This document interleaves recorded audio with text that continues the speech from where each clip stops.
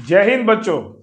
आज के इस वीडियो में हम लोग इलेक्ट्रोस्टैटिक का बहुत ही इंपॉर्टेंट न्यूमेरिकल देखने जा रहे हैं, जो कि बोर्ड एग्जाम के लिए बहुत बहुत बहुत इंपॉर्टेंट है आपका। आइए पढ़ते हैं क्वेश्चन।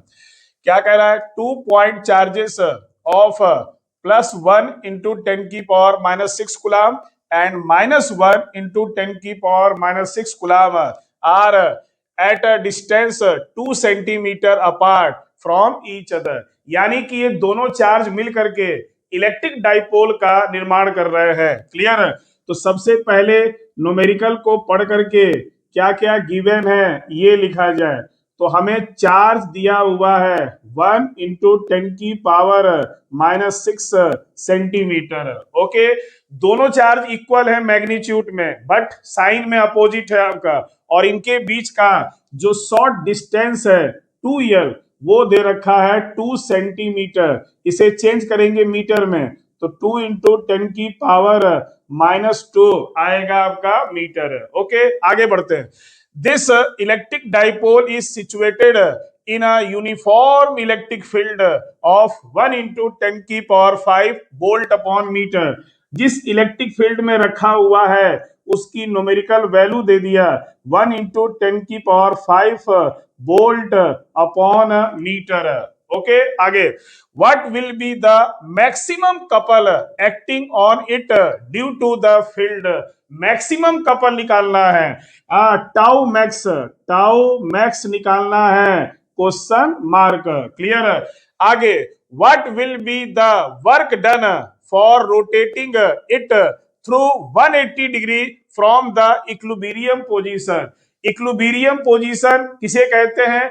जब डाइपोल का पी वेक्टर इलेक्ट्रिक फील्ड के अलोंग हो तो उसे इक्विलिब्रियम पोजीशन कहते हैं। यानी कि θ1 = 0 डिग्री एंड θ2 = 180 डिग्री घुमाने में वर्क डन कितना होगा, ये हमसे फाइंड आउट कर रहा है। क्लियर? क्वेश्चन का सब कुछ गिवन लिख दिया हम लोगों ने। अब फार्मूला लगाएंगे। तो सबसे पहले आपका P निकालेंगे, इलेक्ट्रिक डाइपोल मूवमेंट जिसकी आवश्यकता पड़ेगी। तो इलेक्ट्रिक डाइपोल मूवमेंट होता है Q × 2L। दोनों में से कोई एक चार्ज और उनके बीच का शॉर्ट डिस्टेंस। तो चार्ज है 10⁻⁻⁶ और डिस्टेंस है 2 × 10⁻⁻²। तो ये आ गया 2 × 10⁻⁸ coulomb into metre. This is electric dipole movement. अब लगाएंगे फार्मूला टॉर्क का। क्लियर? तो टॉर्क का फार्मूला होता है EP × sine theta. Tau sine theta पर डिपेंड कर रहा है। और साइन की मैक्सिमम वैल्यू कब होती है? जब थीटा = आपका 0 लेते हैं। क्लियर?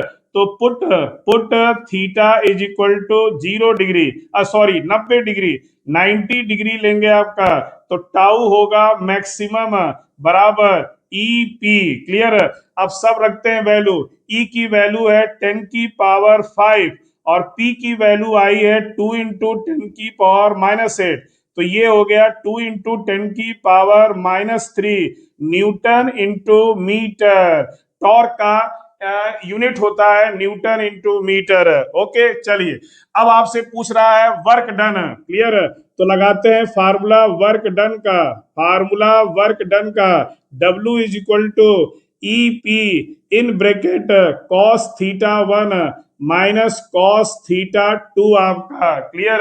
अगर किसी डाइपोल को θ1 एंगल से θ2 एंगल घुमाना है तो आपको एक वर्क करना पड़ेगा। उसका फार्मूला है EP cos θ1 -cos θ2 आपका। θ1 है 0 डिग्री, θ2 है 180 डिग्री। तो W = EP in bracket cos 0 degree minus cos 180 degree. cos 0 की वैल्यू होती है 1, cos 180 की वैल्यू होती है -1। तो निगेटिव प्लस हो जाएगा, 1 और 1 2 हो जाएगा। तो W = आएगा 2 ईपी आएगा, यानी कि जो ये ईपी आया है इसी का डबल कर दें आपका, तो देयर 4 × 10⁻³ और वर्क का यूनिट होता है जूल।